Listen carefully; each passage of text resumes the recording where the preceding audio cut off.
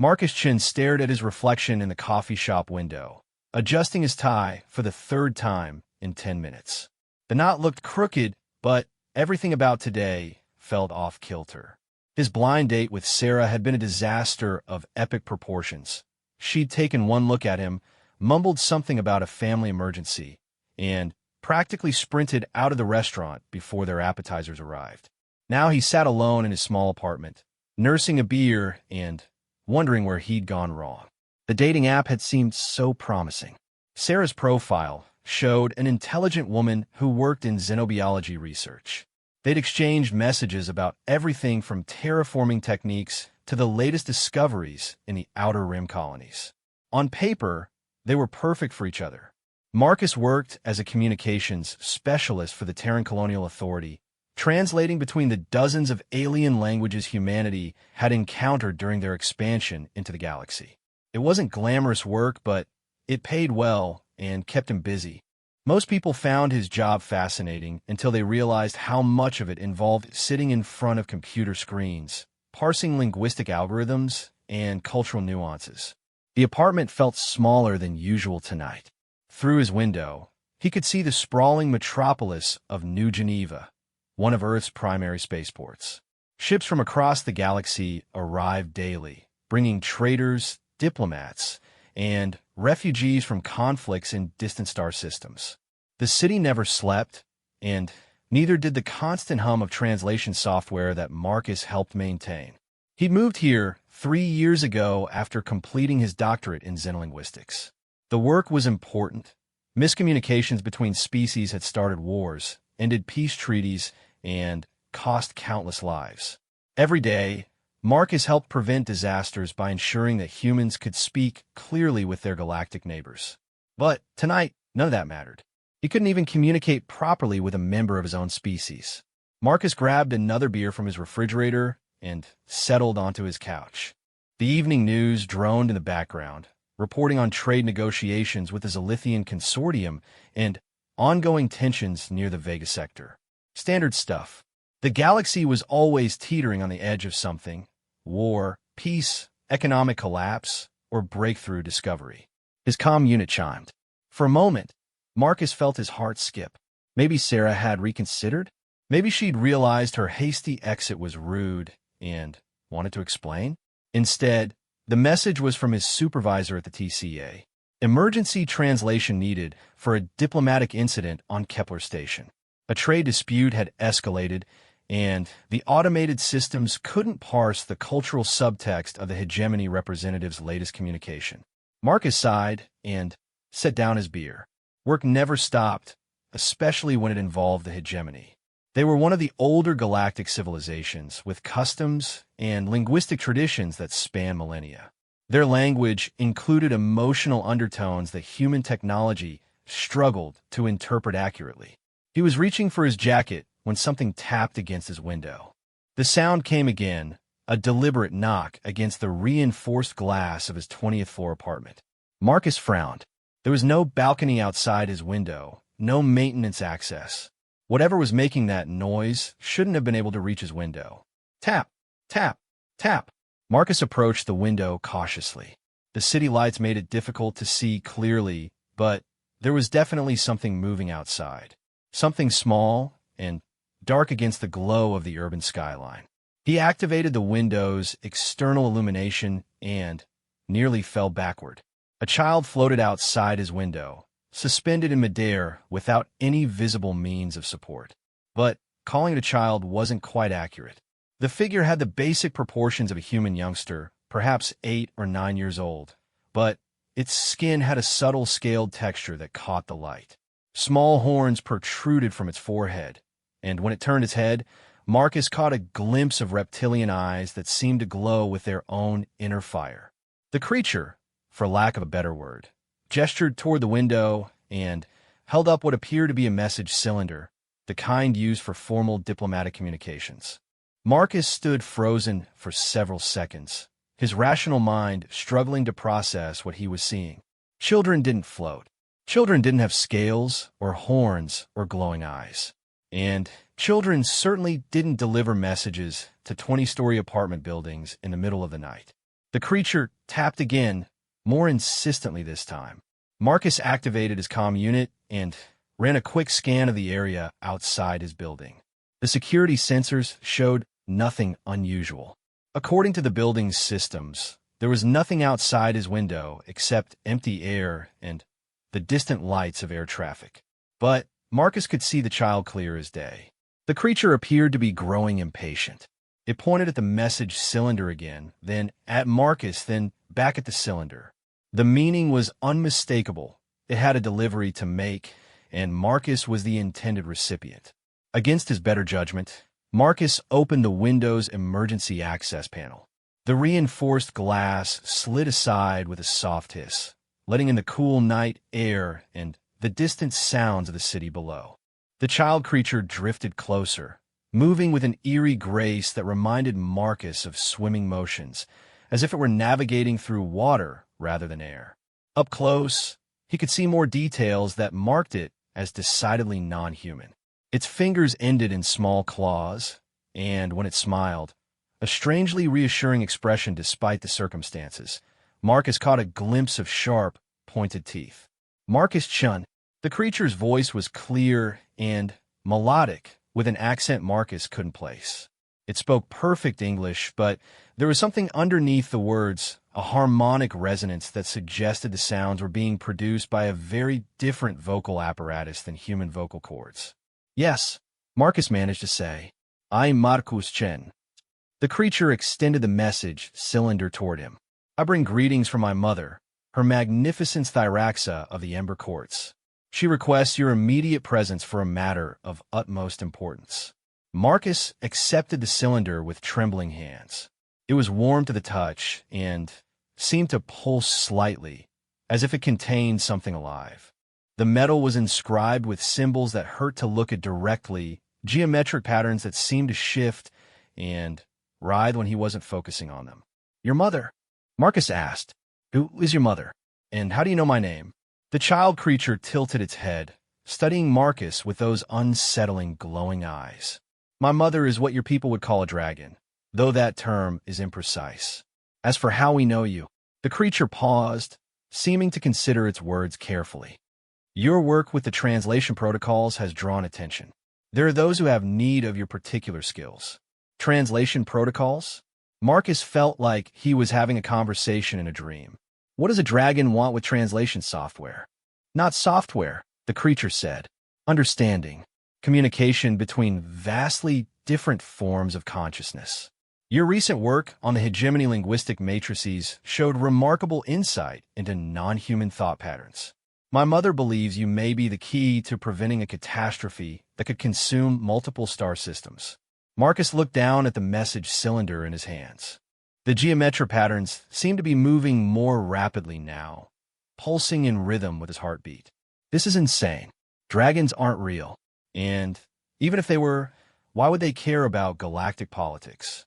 The child creature's expression grew serious. Dragons are very real, Marcus Chun, though we have remained hidden from your species for good reason. As for politics, the creature gestured toward the sprawling city below. When civilizations clash, entire worlds burn. My people have seen this happen before, in other galaxies, in other times. We do not wish to see it happen here. Other galaxies? Marcus felt his worldview cracking around the edges. How long have dragons existed? Longer than your species has drawn breath, the creature said simply. We were old when the first humans discovered fire. We have watched civilizations rise and fall across the cosmos, and we have learned that sometimes intervention is necessary to prevent total annihilation. The creature began to drift backward, away from the window. The message will explain what is required. You have until tomorrow's dawn to decide whether you will answer my mother's call. Choose wisely, Marcus Chun. The fate of billions may depend on your decision. Wait, Marcus called out. I don't understand any of this. How am I supposed to make a decision about something I don't comprehend? But the child creature was already fading into the darkness, moving with impossible speed toward the distant mountains that ring New Geneva.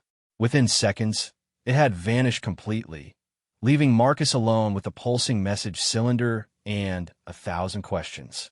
Marcus closed the window with shaking hands and sank onto his couch.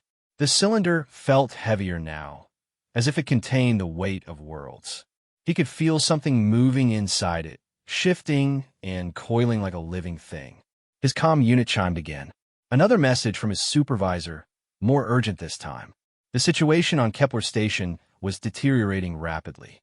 3 different species were on the verge of declaring war over what appeared to be a simple trade disagreement, but the underlying cultural tensions were proving impossible to navigate.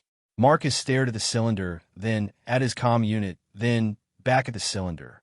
His normal life was calling, demanding his attention for problems he understood and could solve with familiar tools.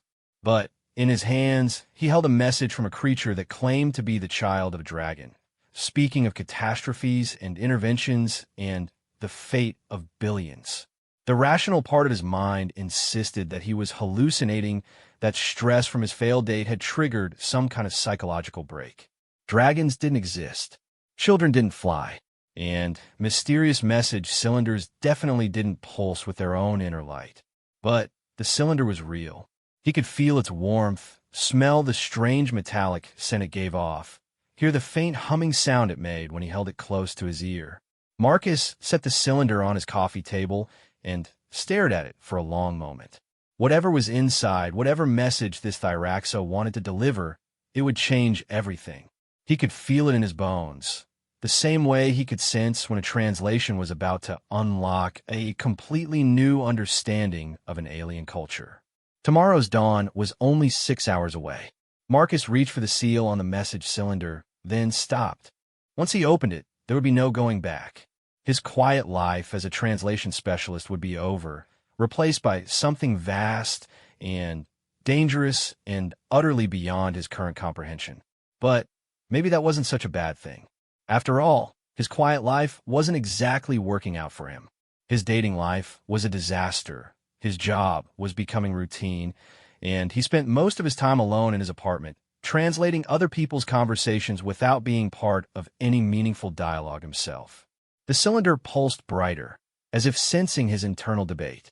Marcus took a deep breath and broke the seal. The message began to unfold itself before his eyes, written in letters that seemed to be made of fire and shadow. As he read the first lines, Marcus Chun realized that his life had just taken a turn toward something extraordinary. And somewhere in the distance, barely audible over the sounds of the city, he could swear he heard the beating of enormous wings. The message unfolded in Marcus's mind more than on the cylinder itself. As soon as he broke the seal, words began forming in his consciousness, written in a script that seemed to exist somewhere between sight and understanding. The language was unlike anything he'd encountered in his years of xenolinguistic study, yet he comprehended every word with perfect clarity. Greetings, Marcus Chun of the Terran Colonial Authority. I am Thyraxa, speaker for the Ember Courts and guardian of the Third Spiral Arm. Your species knows me not, though I have watched your expansion into the galaxy with great interest.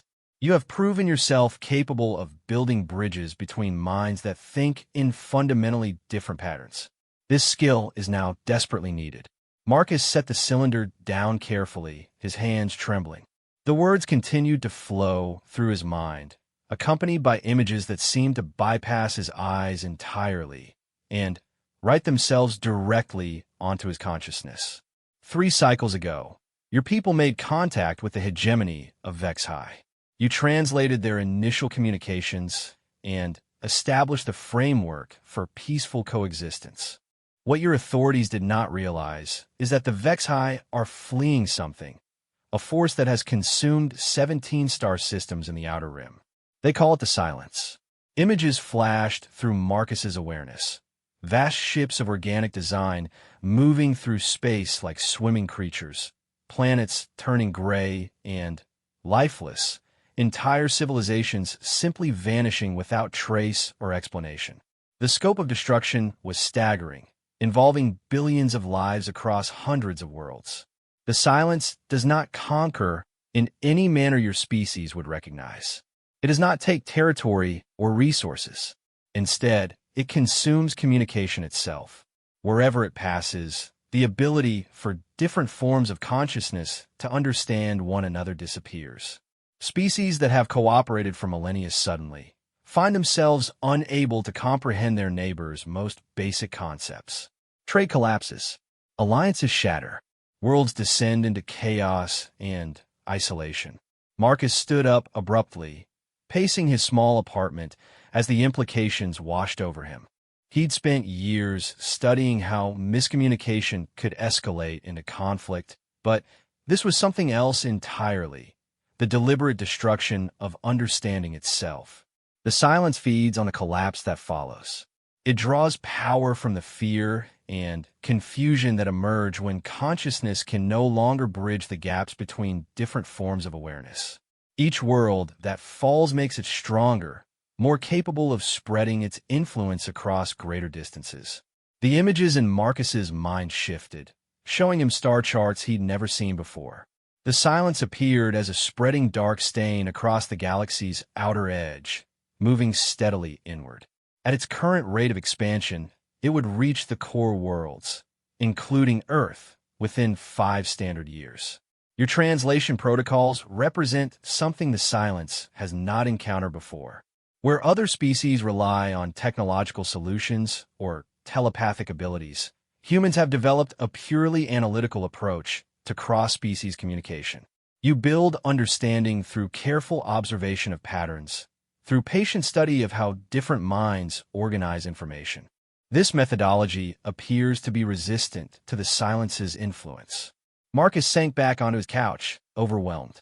The failed date with Sarah seemed like something from another lifetime, a trivial concern from before he knew that everything he cared about was under threat from an incomprehensible cosmic force.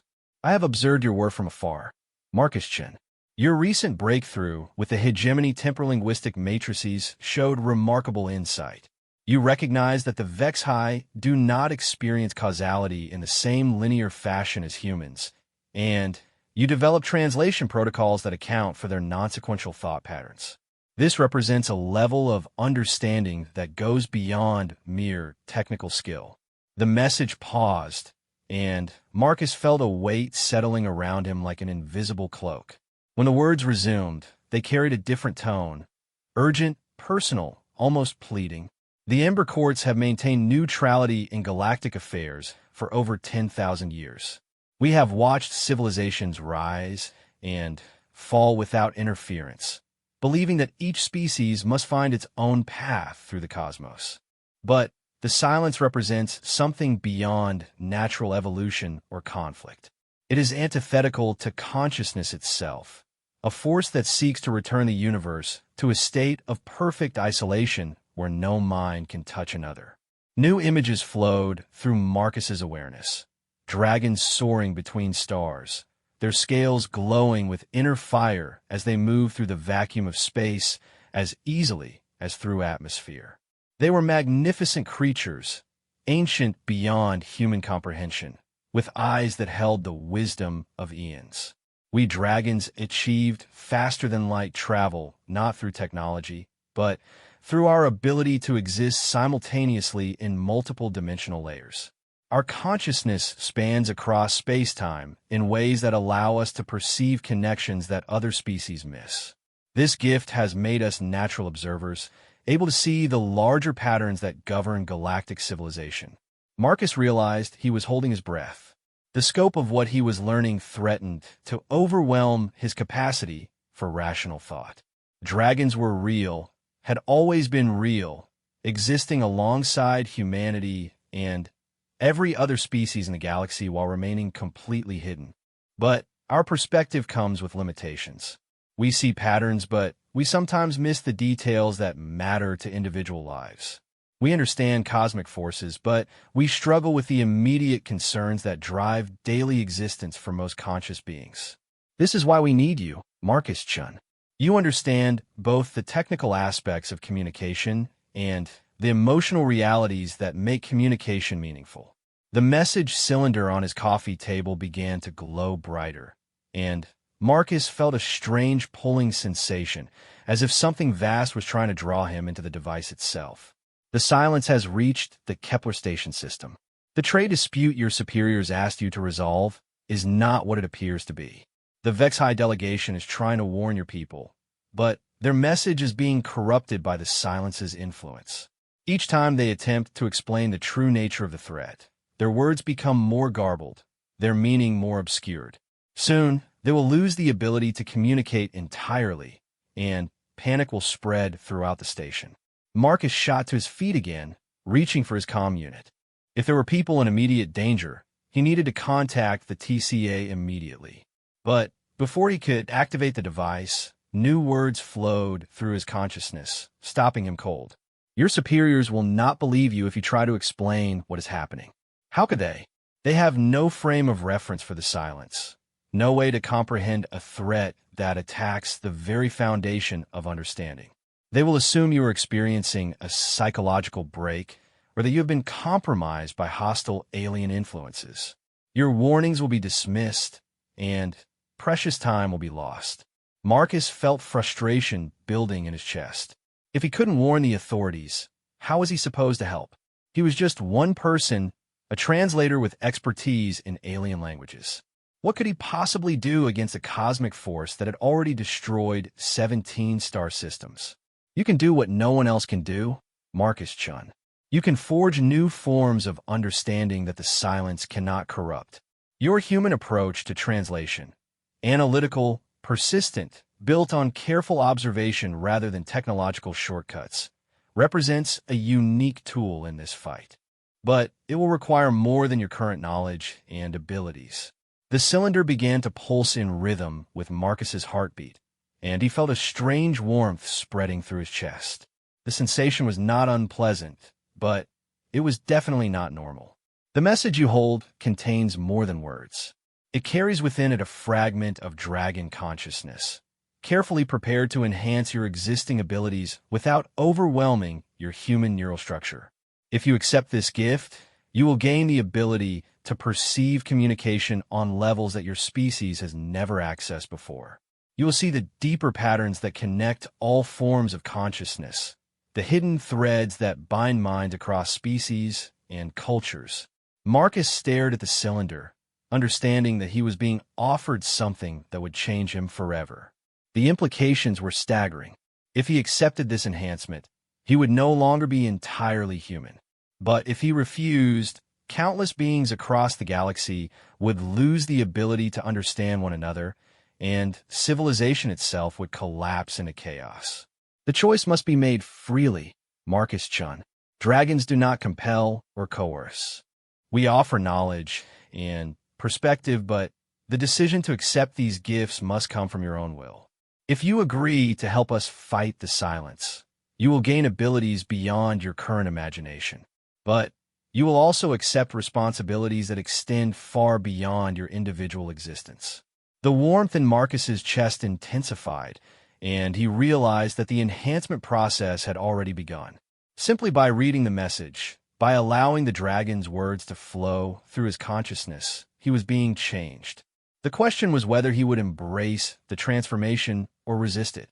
Time grows short. The silence spreads with each passing hour, and the window for effective action narrows. Kepler Station will fall within days unless someone can penetrate the communication barriers and help the various species coordinate a proper response. After that, the infection will spread to other systems, other worlds, other civilizations.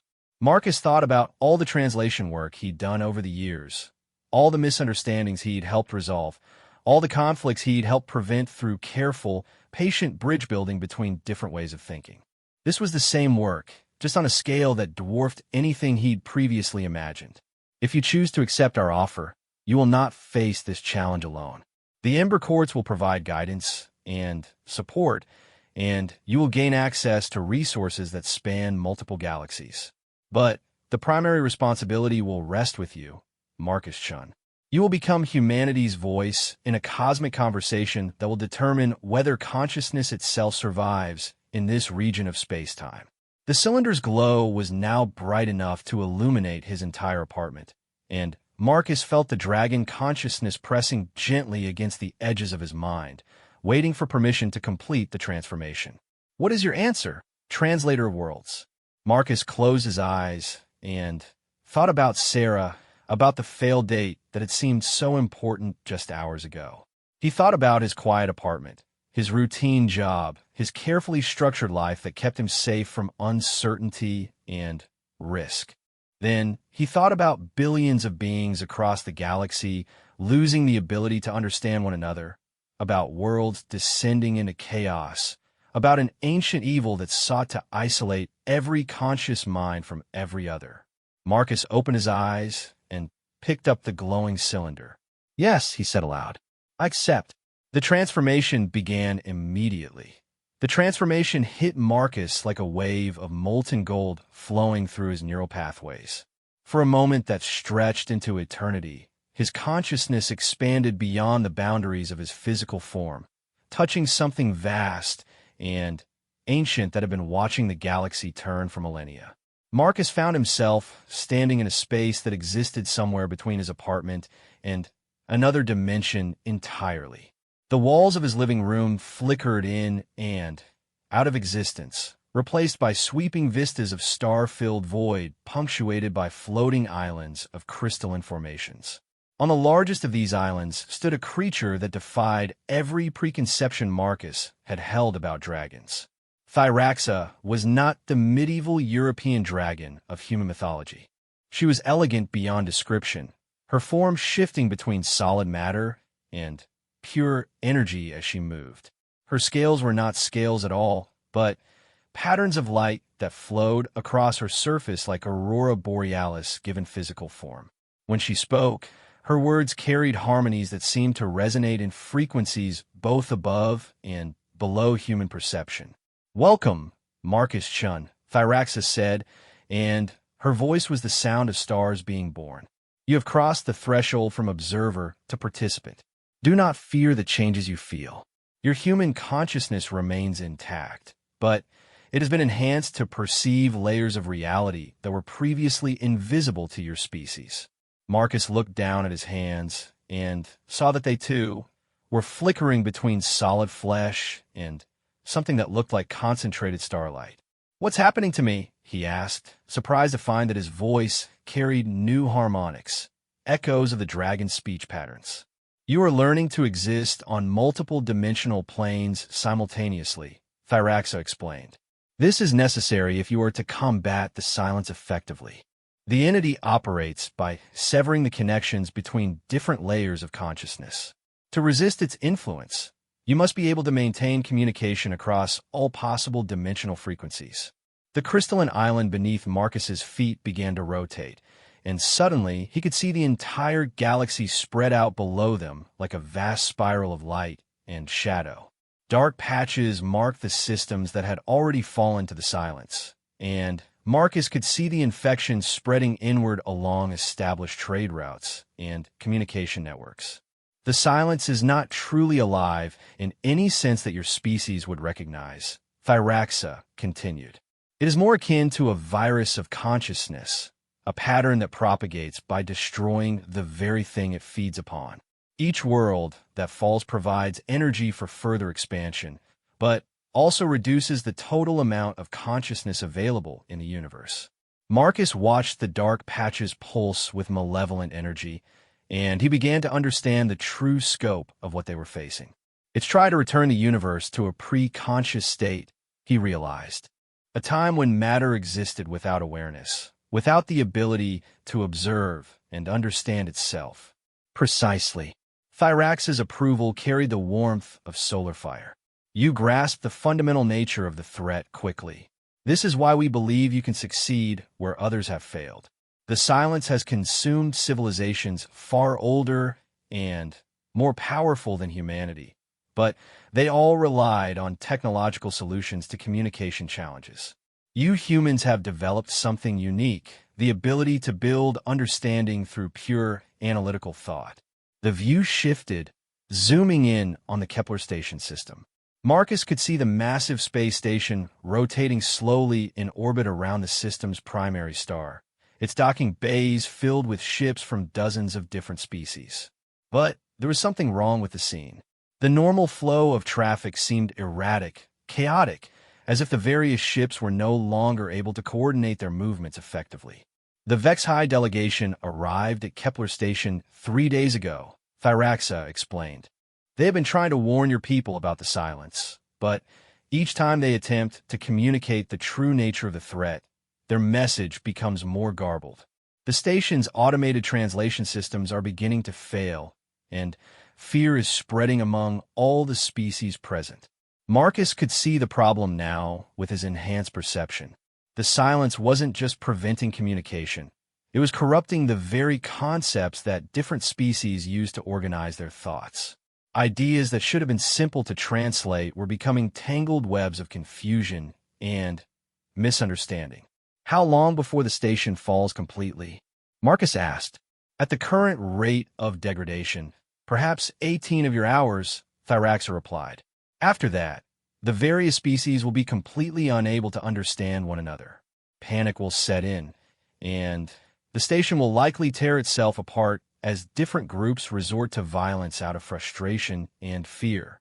The crystalline island began to fade, and Marcus felt himself being pulled back toward his physical form in the apartment.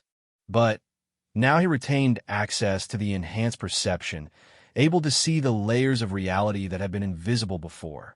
Your mission, Thyraxa said, her voice growing distant as the dimensional shift completed, is to reach Kepler Station and establish communication protocols that can resist the silence's influence.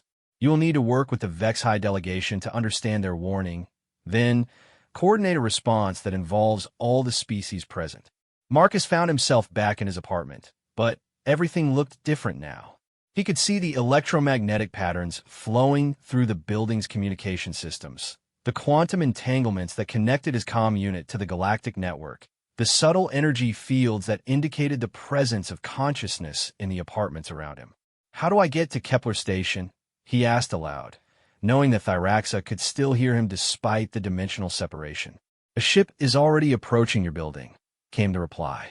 The pilot is one of our allies, a being who has worked with the Ember Quartz for many centuries. She will transport you to Kepler Station and provide tactical support during your mission. As if summoned by Thyraxa's words, Marcus's comm unit chimed with an incoming message. The display showed a docking request from a vessel identifying itself as the Whispered Truth, requesting permission to land on the building's emergency platform. Marcus grabbed his emergency travel kit and headed for the roof access. The building's elevators seemed to take forever, but finally, he emerged onto the landing platform just as a ship settled onto the designated pad with barely a whisper of displaced air. The Whispered Truth was unlike any vessel Marcus had ever seen. It appeared to be grown rather than built, with organic curves and surfaces that seemed to shift and flow even when the ship was stationary. The hull was a deep blue-black that reminded Marcus of the space between stars, marked with patterns that might have been decorative or might have been functional. With his enhanced perception, he couldn't tell the difference. A section of the hull dilated open like an iris, revealing a softly lit interior that somehow seemed larger than the ship's external dimensions could possibly contain. A figure appeared in the opening, gesturing for Marcus to approach. The pilot was humanoid, but clearly not human. She stood nearly 7 feet tall, with pale blue skin that had an almost translucent quality. Her eyes were completely silver, without visible pupils, and her hair moved constantly as if stirred by underwater currents. When she spoke, her words carried the sound of distant ocean waves. I am Captain Narita of the Deep Current Confederation, she said, her accent musical and flowing. Thyraxa has asked me to transport you to Kepler Station with all possible speed. I should warn you that the journey will not be entirely comfortable. We will need to travel through dimensional layers that humans are not typically equipped to perceive. Marcus felt the dragon consciousness stir within his enhanced awareness, offering reassurance. I think I can handle it, he said, climbing aboard the Whispered Truth. The ship's interior was even more remarkable than its exterior. The walls seemed to be made of flowing water that had somehow been convinced to hold a fixed shape, and the soft blue light came from no visible source. Navigation displays showed star charts in 3 dimensions, with multiple overlays indicating dimensional currents and quantum flux patterns.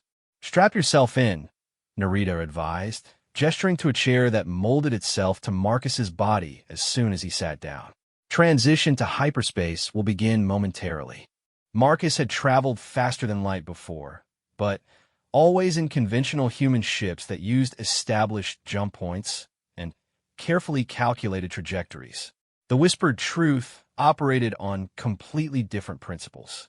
Instead of punching a hole through normal space, it seemed to slip sideways into dimensions where distance had different meanings. The transition was unlike anything Marcus had experienced. For a moment, he existed in multiple places simultaneously, stretched across light years of space while remaining anchored to his seat in the ship. He could see Kepler Station ahead of them, could perceive the growing chaos as different species struggled to communicate with one another, could feel the silence pressing against the edges of the system like a living shadow. "The corruption is worse than we anticipated," Narita said, her silver eyes reflecting displays that Marcus couldn't see. "The Vex-High delegation has been completely cut off from their own communication networks. They're trapped in their diplomatic quarters, unable to explain what they know to anyone." Marcus watched the station grow larger in the displays, and, with his enhanced perception, he could see the patterns of breakdown spreading through the facility. Translation algorithms were failing, cultural protocols were being misinterpreted, and simple requests were being transformed into incomprehensible demands. "Can you dock us near the Vex-High quarters?" Marcus asked. "Already planned," Narita replied. "But you should know that once you board that station, you'll be operating in the heart of the Silence's influence zone.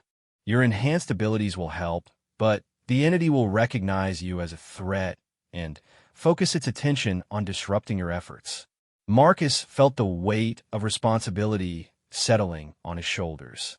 Thousands of beings on Kepler Station were depending on his ability to restore communication, and beyond that, the fate of the entire galaxy hung in the balance. The whispered truth approached the station through a docking bay that seemed to be having trouble with its automated systems.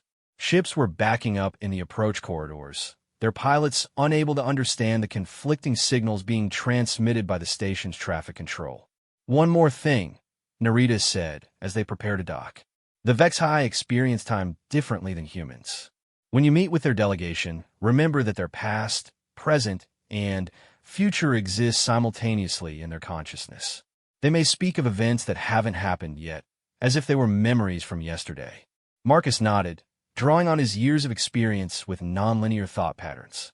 He'd worked with species that had unusual relationships with causality before, but never under these circumstances with the very foundations of communication under attack. The whispered truth settled into its docking cradle with a soft thud, and Marcus felt the artificial gravity of the station take hold. Through the viewports, he could see other ships in the bay, their crews standing in confused clusters, gesturing helplessly at one another as they tried to communicate without success. "Good luck, Marcus-chun," Narita said as the airlock cycled open. "The fate of consciousness itself rests in your hands." Marcus stepped onto Kepler Station and immediately felt the silence pressing against his mind like a cold wind. The enhanced perception given to him by Thyraxa flickered and wavered under the assault but held steady. Somewhere in this maze of corridors and chambers, the Vex-High delegation waited with information that could save the galaxy. Marcus just had to reach them before the breakdown became complete. The corridors of Kepler Station were in chaos. Marcus had barely made it 50 meters from the docking bay when he encountered his first group of stranded beings. A cluster of Zilithian traders stood in a circle, their crystalline forms flickering with distressed patterns of light as they tried unsuccessfully to communicate with a group of human maintenance workers. With his enhanced perception, Marcus could see exactly what was happening. The silence wasn't just scrambling the words being spoken. It was corrupting the fundamental concepts underlying communication. The Zilithians were trying to explain that their cargo bay had a dangerous leak, but their warning was being transformed into what sounded like a request for recreational drugs. The humans, confused and suspicious, were backing away while reaching for emergency communicators that no longer functioned properly.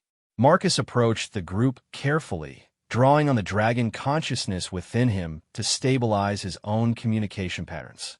"Excuse me," he said to the lead Zilithian, speaking in their native harmonic frequencies. "You're trying to report a containment breach in Base 7, correct?" The Zilithian's light patterns shifted to surprised relief. "Yes. How did you understand? Our translation matrices have been failing for hours. The leak involves exotic matter that could destabilize the station's artificial gravity if it's not contained quickly." Marcus turned to the maintenance workers and repeated the message in clear English, explaining the urgency of the situation. Within minutes, the humans were rushing toward Bay 7 with emergency containment equipment, crisis averted. But Marcus knew this was just the beginning.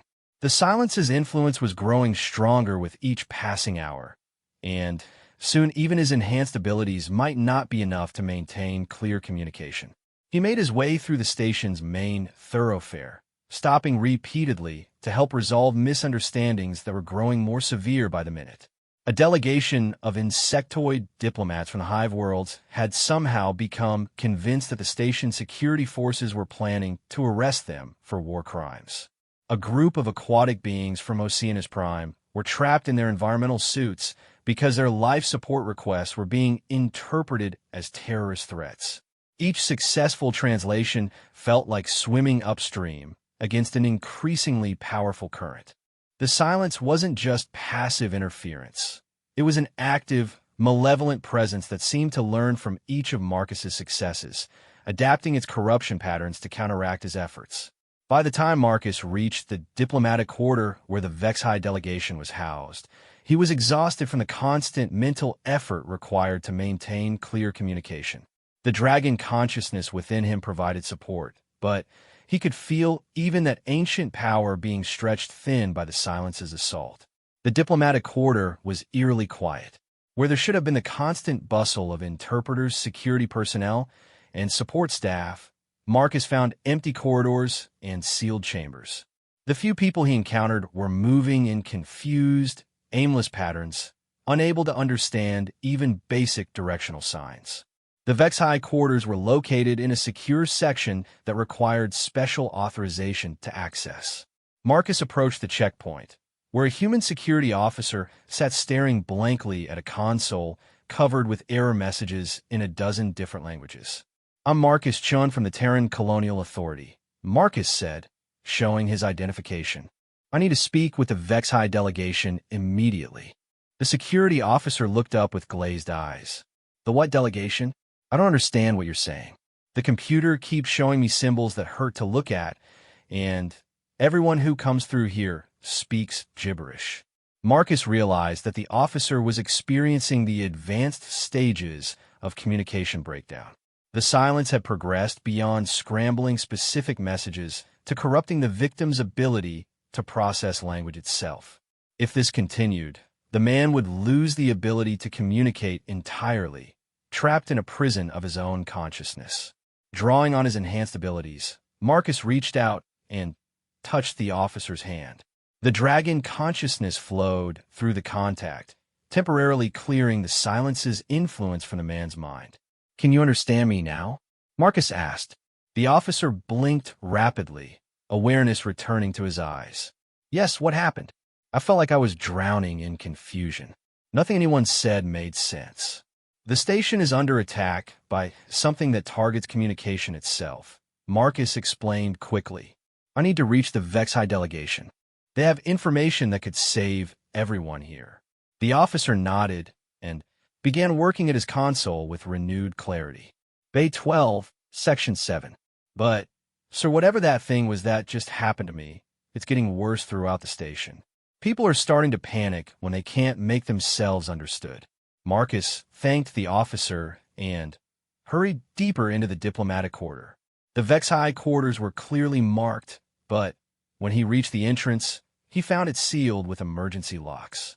Warning signs in multiple languages declared the area under quarantine due to communication hazards. Marcus pressed his palm against the door's access panel and pushed his enhanced consciousness into the station's computer systems. What he found there made him stagger backward in shock. The silence wasn't just affecting organic communication. It was corrupting the station's entire information infrastructure. Every database, every translation protocol, every piece of software that processed language or meaning was being systematically infected. The station's artificial intelligence was dying one cognitive function at a time. But Marcus's dragon-enhanced abilities operated on principles that the silence hadn't encountered before. Instead of relying on technological processing, his consciousness could directly perceive the patterns underlying communication. This gave him a unique advantage, but it also made him a primary target. The door's locks disengaged with a soft click, and Marcus stepped into the Vex-High quarters. The interior was designed to accommodate the unusual environmental needs of the Vex-High species. The air was thick with atmosphere processors that created the temporal distortions the beings required for comfortable existence. Time moved differently in various sections of the chamber, creating a disorienting effect for visitors. 3 Vex-High sat in the center of the main room, their forms flickering as they phased between different temporal states. They were humanoid, but ethereal, appearing to exist partially in multiple time streams simultaneously. When they noticed Marcus's arrival, their attention focused on him with an intensity that made his enhanced perception ache. Marcus Chun, one of them spoke, its voice carrying echoes from past and future conversations. We have been waiting for you to arrive, though you have not yet decided to come. The threads of causality surrounding your presence are unusual. Marcus had worked with temporal linguists before, but never under these circumstances. I've come to help you communicate with the station authorities, he said. I understand that you have information about the threat we're facing. The lead Vex-High, or perhaps all 3 of them speaking in unison across different time streams, responded with words that seemed to arrive before they were spoken. The silence will have consumed this system in 13 hours, though it began its assault days ago. We remember the future where this station becomes a tomb of isolated consciousness, each mind trapped alone with its confusion and fear. Marcus felt the dragon consciousness within him resonating with the Vex-High's temporal perceptions. Suddenly, he could see the branching possibilities stretching out from this moment. Futures where the station fell to chaos, where the silence spread to other systems, where entire civilizations collapsed into communication breakdown. But you also see futures where we succeed, Marcus realized, where the silence is stopped. The probability matrices are complex, the Vex-High replied. Success requires perfect coordination between species that will soon be unable to understand one another. It requires trust between beings who will be convinced that their neighbors are their enemies. It requires hope in the face of absolute isolation. Marcus felt the weight of the challenge settling on him like a physical burden. What do you need me to do? The Vex-High's forms solidified slightly, their attention focusing more intensely on the present moment. The silence has a source. It is not a natural phenomenon, but a weapon created by a civilization that chose isolation over connection, silence over communication.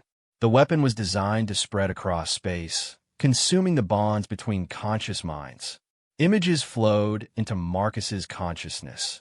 Visions of the silence's creators, a species that had retreated so far into solitude that they had forgotten how to exist in relationship with others.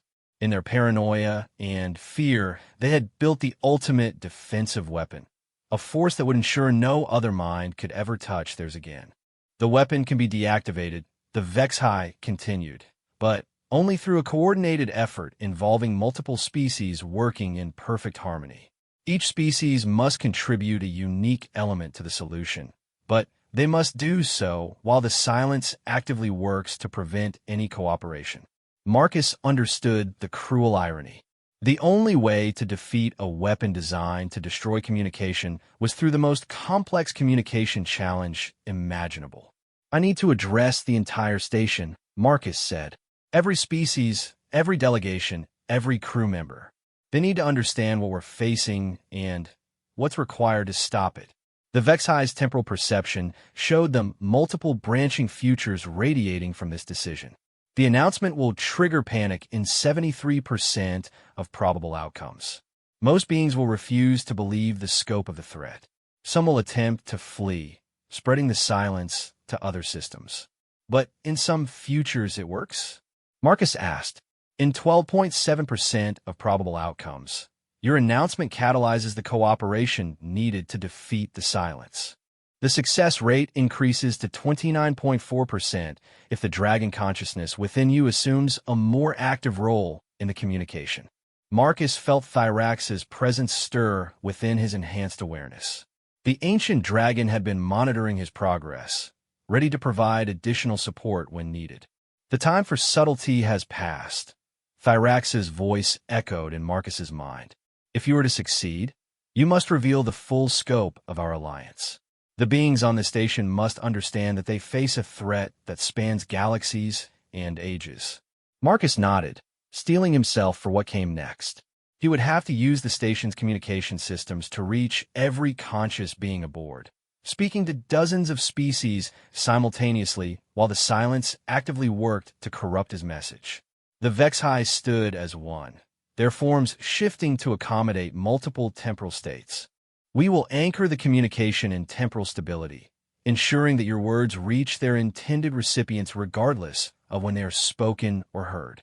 Marcus approached the station's main communication console, placing his hands on the interface as the dragon consciousness flowed through him. Across the station, every speaker, every display screen, every communication device activated simultaneously. His voice, enhanced with dragon harmonics and stabilized by Vexhi temporal manipulation, reached every conscious being on Kepler Station at once. This is Marcus Chun speaking to all citizens and visitors of Kepler Station. What you are experiencing is not random system failure or technical malfunction. We are under attack by a weapon called the Silence, designed to destroy our ability to understand one another. As he spoke, Marcus could feel the silence focusing its attention on him, pouring its corruptive influence against his words. But the dragon consciousness held firm, and the Vexhi temporal anchoring kept his message stable across all time streams. The response was immediate and chaotic. Panic spread through sections of the station as beings realized the scope of the threat. But something else began to emerge as well, a growing understanding that survival depended on unprecedented cooperation. The real test was just beginning. The response to Marcus's announcement was exactly as chaotic as the Vexhi had predicted, but it was also something more. As panic spread through different sections of the station, Marcus began to notice patterns in the chaos. Small groups of beings from different species instinctively moving toward common areas, seeking connection even as the silence worked to isolate them. The dragon consciousness within him stirred with ancient satisfaction. Your species has a remarkable capacity for cooperation under pressure, Thyrax observed. Most civilizations turn inward when faced with existential threats. Humans seem to reach outward instead. Marcus was coordinating from the station's central command center, which had become an unlikely hub of cross-species collaboration. The Vexhi delegation had relocated there, their temporal abilities helping to maintain stable communication windows. Captain Narita had docked the whispered truth directly to the command center, providing additional dimensional stability. Status report. Marcus called out to the assembled group of station personnel and diplomatic representatives. Commander Sarah Harrison, the station's chief administrator, looked up from a console covered with diagnostic displays.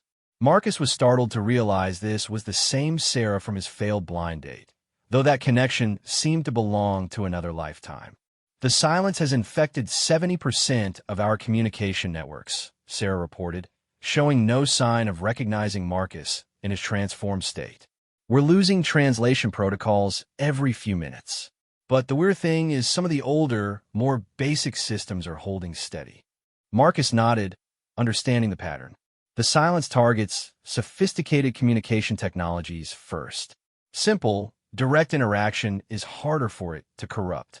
A new voice joined the discussion as Chief Engineer Corvin, a massive reptilian being from the Drakari Confederation, approached with what appeared to be blueprints displayed on a portable projector. My team has identified the source of the interference. There's something in the outer rim of this system that's broadcasting the corruption signal. If we can reach it, we might be able to shut it down. The Vexi delegation shifted their attention to multiple time streams, examining possible futures. The journey to the signal source requires passage through areas where the silence is strongest. Most ships' navigation and communication systems will fail completely in that environment. Marcus studied the projector display, seeing the signal source as a dark blot on the system's edge. With his enhanced perception, he could see the waves of corruption emanating from that location, flowing along the quantum communication lines that connected every civilized system in the galaxy. We'll need a ship that can operate without conventional technology, Marcus realized. Something that relies on organic navigation and biological consciousness rather than artificial systems. Captain Narita spoke up from her position near the command center's dimensional anchor. The whispered truth can make the journey, but it will require multiple consciousness types working in harmony. My ship responds to emotional resonance and psychic navigation in the area around the silent source. That may be the only guidance system that continues to function. Dr. Elena Vasquez, the station's head xenobiologist, had been quietly observing the discussion. I've been studying the communication breakdown patterns, she said, activating her own display. The silence doesn't just block understanding. It feeds on the emotional energy released when beings become frustrated and isolated. The more panic it causes, the stronger it becomes. Marcus felt a chill of understanding. So our mission has to accomplish two things simultaneously. We need to reach the source and deactivate it, but we also need to maintain emotional stability and cooperative communication throughout the entire process. The assembled group fell silent as the magnitude of the challenge became clear. They would need to organize the most complex cooperative mission in galactic history, involving multiple species with completely different communication styles, while under constant attack by a weapon designed specifically to prevent such cooperation. There's something else, Dr. Vasquez continued. The Vexi temporal data shows that the silence isn't just one weapon. It's part of a network. If we shut down this node without properly disconnecting it from the larger system, the network will adapt and become immune to our countermeasures. The lead Vexhi's form flickered between past and future states. The deactivation sequence requires simultaneous input from consciousness types that exist across multiple dimensional frequencies. Temporal awareness, spatial navigation, emotional resonance, analytical logic, and the being paused, its attention focusing on Marcus. Something your species possesses that we have never encountered before. What? Marcus asked. The ability to maintain individual consciousness while simultaneously synchronizing with collective purpose. Most species achieve cooperation by subordinating individual awareness to group consciousness. Others maintain individual identity, but struggle with true cooperation. Humans have developed the capacity to do both simultaneously. Thyrax's presence stirred within Marcus's enhanced awareness. This is why the Ember Courts believe your species represents something unique in the galaxy. You have the potential to bridge the gap between individual consciousness and collective awareness without losing either. Marcus felt the weight of responsibility settling on his shoulders again, but this time it was accompanied by something else: hope. So the mission team needs to include representatives from multiple consciousness types, working in perfect harmony while maintaining their individual perspectives? Precisely, the Vexhi replied. And you will need to serve as the communication hub that keeps all consciousness types synchronized throughout the process. The next several hours were a blur of complex planning and preparation. Marcus found himself coordinating between dozens of different species, each contributing unique abilities to the mission while struggling against the silence's growing influence. The Zilithian traders offered their expertise with exotic matter, explaining how to safely handle the reality-distorting materials that powered the silence weapon. The Drakari engineers provided technical support for the physical aspects of the deactivation process. A delegation of energy beings from the Nebula collectives contributed their understanding of consciousness-based technologies. Most surprising was the participation of the aquatic beings from Oceanus Prime, whose sonar-based communication proved remarkably resistant to the silence's corruption. Their representative, Ambassador Coral Song of Deep Waters, became an essential part of the mission team. As the Whispered Truth prepared for departure, Marcus found himself standing in the ship's central chamber alongside the most diverse group of conscious beings ever assembled for a single mission. The Vexi temporal specialist who would navigate through time distortions. Captain Narita providing spatial and dimensional guidance. Coral Song contributing emotional stability through her species' harmonic communication. Chief Engineer Corvin handling the technical aspects of the deactivation sequence. And Marcus himself serving as the communication hub that would keep all these different consciousness types synchronized. The journey to the signal source took them through regions of space where reality itself seemed to be breaking down. The silence grew stronger as they approached its source, and Marcus found himself fighting a constant battle to maintain clear communication between the team members. Temporal distortions increasing. The Vexi reported, its form flickering between multiple time streams. I'm seeing probability branches where we arrive at our destination before we departed, and others where we never left at all. Dimensional stability compromised, Narita added, her silver eyes reflecting patterns of stress spacetime. The Whispered Truth is having difficulty maintaining coherent existence across all dimensional layers. Marcus reached out with his enhanced consciousness, feeling for the patterns that connected his team members' awareness. The dragon consciousness within him provided the stability he needed, allowing him to serve as an anchor point around which the others could orient themselves. Stay connected to my consciousness, Marcus instructed. Use me as a reference point when your individual navigation systems become unreliable. The technique worked, but the effort was enormous. Marcus found himself essentially becoming a living communication network. His consciousness expanded to encompass multiple perspectives simultaneously. He was experiencing the mission through Vexi temporal awareness, Narita's dimensional perception, Coral Song's emotional harmonics, and Corvin's technical analysis all at the same time. When they finally reached the source of the silence, Marcus barely recognized it as a constructed object. The weapon appeared to be a twisted amalgamation of organic and mechanical components, grown rather than built, existing partially in normal space and partially in dimensions where consciousness itself had different properties. The deactivation sequence must be initiated simultaneously across 5 different dimensional frequencies, Corvin reported, his massive claws dancing over portable control systems. Any delay or mistiming will cause the weapon to adapt and become permanently immune to shutdown. Marcus felt the moment approaching when everything would depend on perfect communication between radically different forms of consciousness. The silence seemed to sense what they were attempting, and its assault on their coordination intensified to levels that threatened to shatter their individual awareness. Now, Marcus said, and through his consciousness, all 5 team members acted as one. The Vexi sent temporal commands that reached the weapon's control systems across multiple time streams simultaneously. Narita navigated dimensional currents to access the weapon's extra-dimensional components. Coral Song's harmonic communication disrupted the weapon's consciousness-detecting systems. Corvin initiated the physical shutdown sequence with perfect timing. And Marcus held it all together, his consciousness serving as the communication medium that allowed such diverse forms of awareness to work in perfect synchronization. For a moment that lasted eternity, the silence fought back with everything it possessed.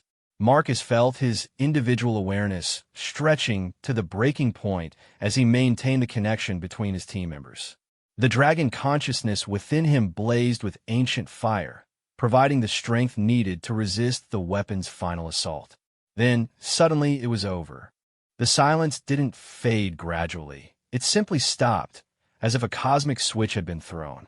Across the galaxy, translation systems came back online, diplomatic communications resumed, and billions of conscious beings found themselves able to understand one another again.